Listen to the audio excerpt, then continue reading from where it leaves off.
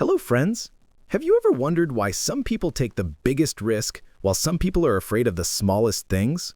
Why is it that some people take big decisions in their life without any hesitation, while some people think 1,000 times before taking any step? Is risk-taking an inbuilt talent that only some special people get, or can it be learned? Risk is a part of our life that we have to face whether we like it or not. But the question is, what is the right way of risk-taking? Does it only depend on luck, or is there a scientific logic behind it? If we learn this art, can we also take the biggest decisions of our life without fear? Today we are going to talk about a book that reveals the science behind risk-taking. The Art of Risk. This is not just a book, but a mindset that teaches us how we can control fear and take calculated risks and achieve extraordinary success in our life. Risk-taking is not only for daredevils or adventure seekers. It is a skill that everyone can develop. Whether you are in business, want to grow in your career, or want to take bold decisions in your personal life, it is important to take risks. But there is a big difference between taking the right risk and taking risk for no reason. This book tells us what system exists in our mind that decides whether we will accept a risk or move away from it out of fear. Is there a way in which we can train our mind to take the right risk at the right time? Do our past experiences, our way of thinking, and our personality affect whether we will become a risk-taking person or not? The biggest lesson of the book is that fear is always the biggest obstacle in the path of risk-taking. But the truth is that successful risk-takers are not those who are not afraid at all, but those who learn to manage their fear. Risk-taking does not mean that you can take any step without thinking. It means that you understand your fear, clear your goals, and then make a smart strategy to handle that risk.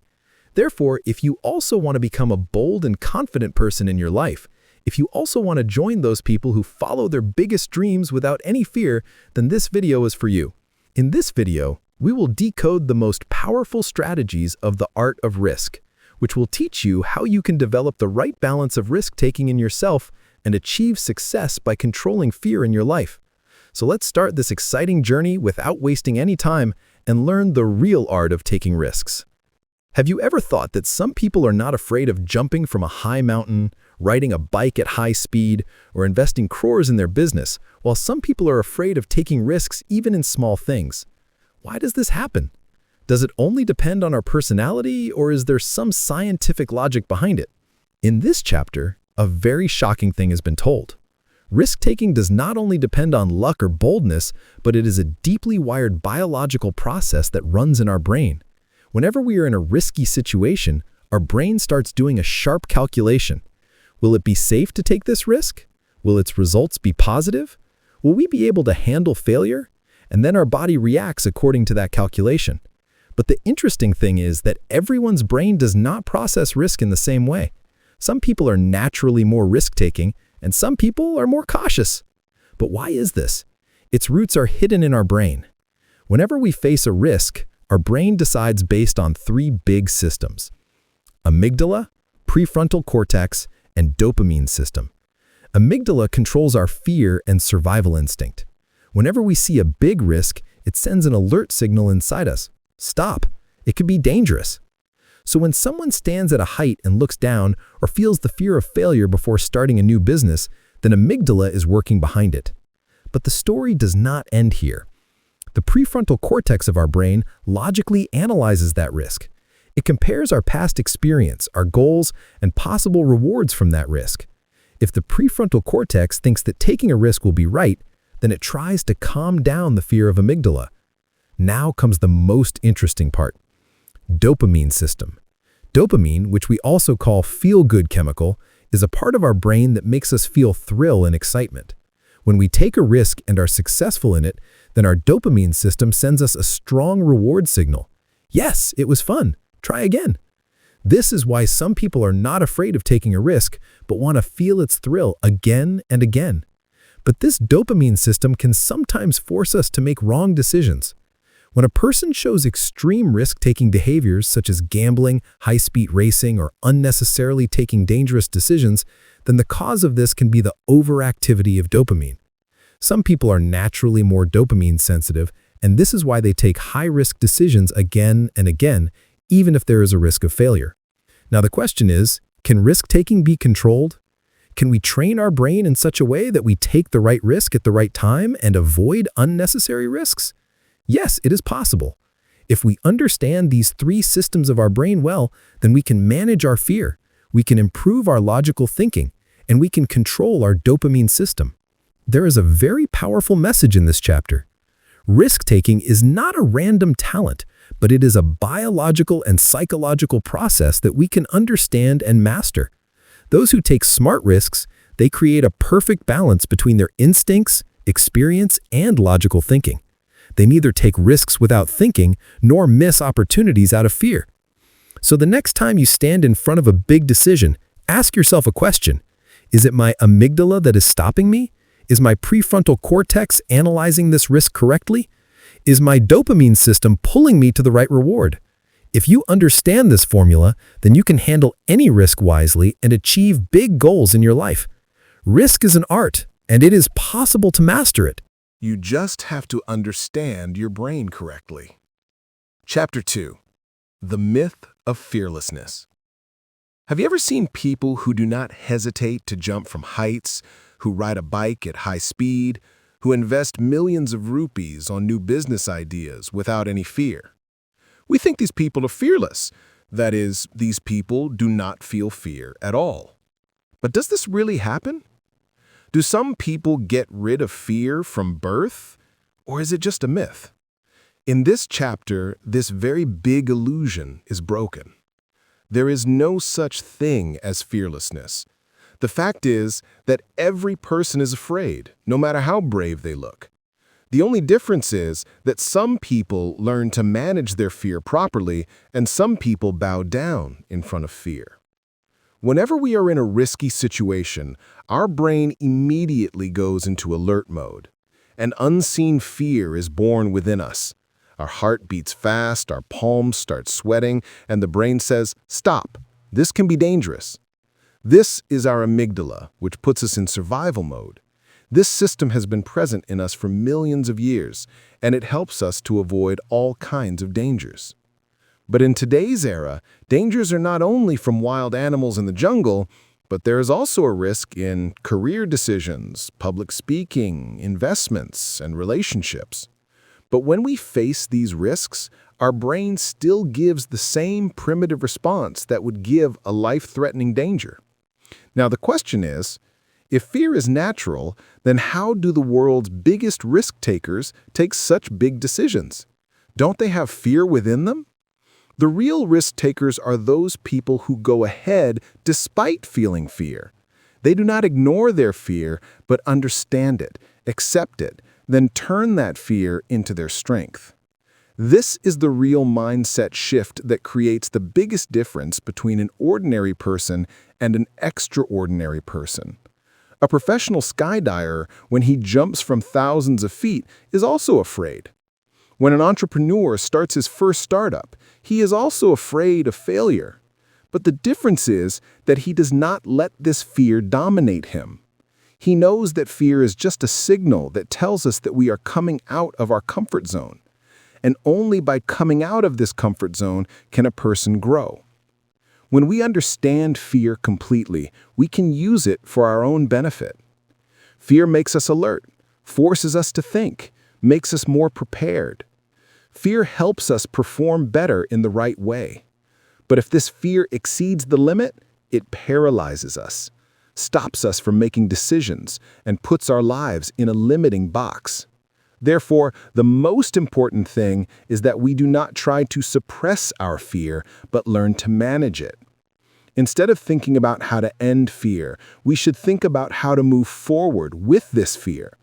The world's greatest leaders, athletes, artists, and entrepreneurs all live with the same mindset. They do not end their fear, but make it their friend. So the next time you feel nervous in front of a risky decision, do not consider it a weakness. It is a signal that you are pushing your limits. Feeling fear is not wrong, but losing opportunities due to fear is the biggest mistake. Fearlessness is a myth, but fear management is an art. This is the biggest lesson of this chapter. If you learn this art, no fear can stop you from reaching your dream life. Have you ever thought that some people move forward without any fear and some people move back with fear? Suppose two friends are standing on a high mountain. One of them is ready to jump down, while the other feels uncomfortable and moves back. Or two entrepreneurs get a chance to start a new business. One is ready to invest without hesitation, while the other is worried about the risk. Why does this happen? Every person's risk-taking level is different. This is not a fixed thing, but it works like a ladder. That is, whenever we take a risk and are successful in it, our mind gets ready for the next big risk. But when we avoid the risk again and again, our confidence starts to decrease. And gradually, we start to feel fear even in small decisions. Imagine that a child is trying to ride a bicycle for the first time. At first he stumbles, falls, but slowly learns to balance. When he rides a little far without falling once, his confidence increases. Then he tries to ride fast, and within a few days, he starts to roam around the street without any fear. This is the risk ladder. We take small risks and get ready for big risks. But if that child stops riding a bicycle because of the fear of falling in the beginning, he will never be able to learn. Now apply this in real life. Suppose you're afraid of public speaking. If you think that one day you'll be able to speak directly in front of thousands of people without fear, it will seem impossible. But if you take small steps, first speak in front of friends, then in a small group, then in a meeting, then gradually your confidence will increase and you will overcome your fear. Even the world's biggest risk-takers have climbed this ladder and achieved heights. No human being becomes an extreme risk-taker in a day. Every big decision, every big adventure, every big success starts with small risks. This is why some people handle high-risk situations very easily, because they have gradually developed. The biggest lesson of this chapter is that if you are afraid of taking risks in your life, then you do not need to take a big risk all of a sudden. You just need to take a step up. Accept small challenges, come out of your comfort zone, and slowly let go of your fear. Because if you always stay in the safe zone, then your life will never change. But if you gradually build your risk-taking ability, then you can achieve what seems impossible to you today. Risk is like a ladder. Small steps can take you to heights. The question is, are you ready to take the first step on this ladder? Training for risk. Is taking risks a talent that some people get from birth, or is it a skill that can be learned and developed? This question is very important because whenever we see a risk taker, whether he is a high-stakes entrepreneur, an extreme athlete, or a soldier who goes to war, we feel that he has a superpower that gives him the ability to take big decisions without fear. But the truth is something else. Risk-taking is not magic, but it is a skill that you can learn through the right training. When we talk about taking risks, it does not just depend on luck or natural boldness, but it depends on how much we have prepared ourselves for that situation. That is, taking risks is not a coin toss, but it is a calculated process that you can train your mind and body to improve. Now think, when a firefighter goes home on fire, does he jump in without thinking? No. He knows how the fire spreads, he knows where to go and how to reduce the danger. He has taken training. He has taken drills, which prepares his mind to make the right decision at the right time. This is training for risk, preparing your mind and body in such a way that when a high-stakes situation comes, you can make the right decision without fear. If you want to invest in a new business, will you invest crores of rupees without doing research? Not at all. First, you will study the market, analyze the data, talk to experts, and then take a calculated risk.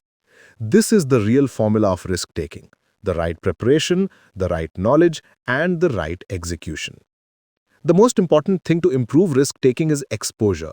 That is, if you're afraid of something, then you will have to put yourself in that situation again and again so that your mind starts to consider it normal.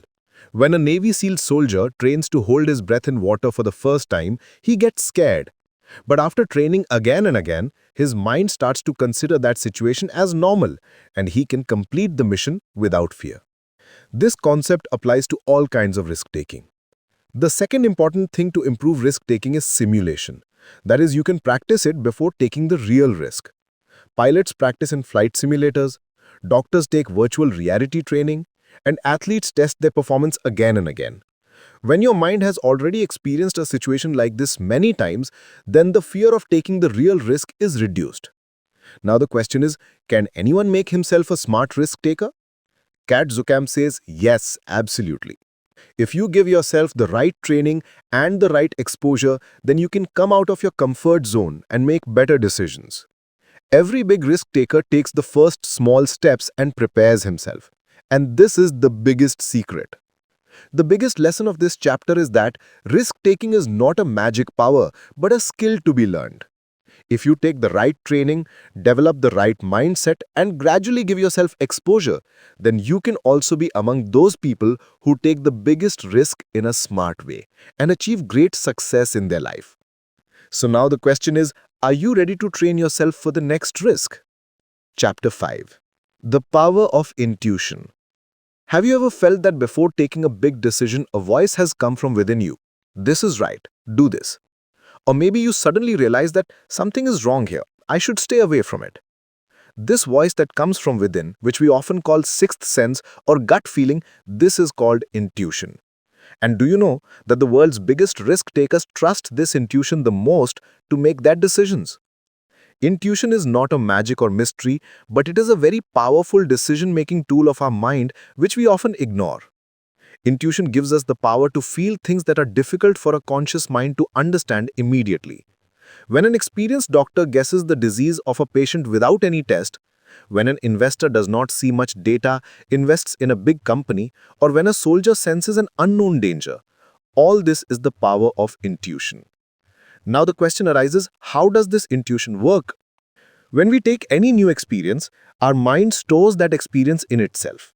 These stored information and patterns keep accumulating in our unconscious mind. When we are in a risky situation, our mind quickly scans these past experiences and sends us a signal without any logical analysis. Is this right or wrong? This is intuition. Let's take a very simple example to understand it. Suppose you've gone to a new city and you see two roads. One road is clean and bright, while the other road is dark and desolate. Without much thought, your mind will say that the first road is safer. Why? Because your mind has made a pattern by combining your past experiences and stories from childhood that desolate and dark roads can be dangerous. This is intuition. The same thing happens in the case of risk-taking. When a professional poker player guesses without looking at the opponent's cards whether the opponent has a good hand or not. When a stock market trader guesses whether a company's share will rise or fall. Or when an athlete makes the right decision, all this is due to the intuition.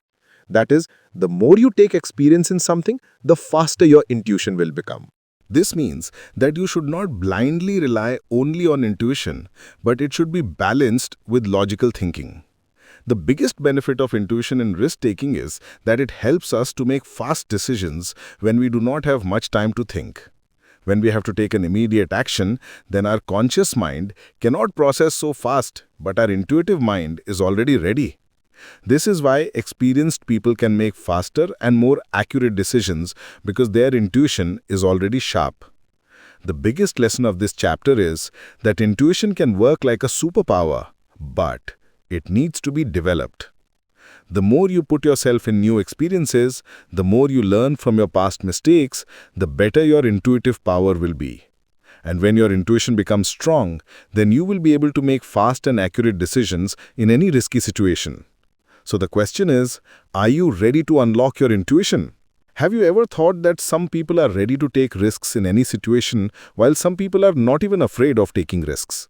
Some people are not afraid of jumping from heights, riding a bike at high speed, or investing crores in a new business, while some people think thousands of times. Why does this happen? Is risk-taking a habit? Is it a skill to be learned? Or is it a part of our personality? Risk-taking is not the same behavior, but it is a part of our personality. That is, every person has a different ability to take risks, and it depends on how our mind is made. When we talk about risk-taking, then it is not just a choice, but it is related to our biology, psychology, and past experiences. Some people have a very active dopamine system, which attracts them to thrill and excitement. This is why some people are more interested in adventure sports, gambling, and high-stakes business. Their mind constantly encourages them to discover new things. At the same time, some people are more cautious, which tells them to analyze every risk and stay safe. Risk-taking personality can be divided into three different categories. Some people are naturally high risk takers, some people are moderate risk takers, and some people are low risk takers. High risk takers are those who are excited about any new challenge. They constantly want something new, and they know how to accept uncertainties. Moderate risk takers are those who take calculated risks. That is, they take decisions after thinking but do not step back when necessary. Low risk takers are those who prioritize stability and want to be safe in every situation and avoid uncertainties. Now the question is, can risk-taking personality be changed? Kate Sukal says that yes, it is possible. Risk-taking is not a fixed trait, but it is influenced by our habits, environment, and experiences.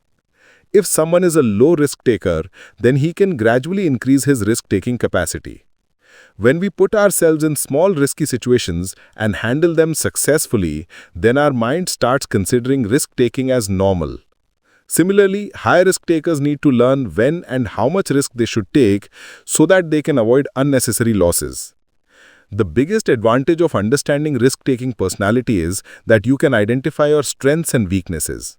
If you are naturally risk-averse, then you can get out of your comfort zone and put yourself in challenges. And if you are very risk-taking, then you can control yourself and take more calculated and thoughtful decisions. The biggest lesson of this chapter is that risk-taking personality is not a fixed trait. If you want, you can change your mindset, expand your comfort zone, and balance your decisions. Real success is achieved by those who understand their nature and try to improve themselves. So the question is, are you ready to understand and improve your risk-taking capacity? The art of risk teaches us that anyone can become a smart risk-taker if they adopt the right mindset and training. The world's biggest entrepreneurs, athletes, and leaders sharpened their intuition, developed their risk-taking skills, and took big decisions by getting out of their comfort zone. They not only controlled their fear, but also saw risk as an opportunity. The biggest lesson of this book is that risk-taking is not a coin toss. It is an art. The more you understand and practice it, the more bold and meaningful decisions you'll be able to make in your life. Whether you want to advance in your career, start a new business, or take a big step in any area of your life, it's important to understand and embrace risk instead of running away from it. If you liked this book and learned something from it, please let us know by commenting. See you in the next video.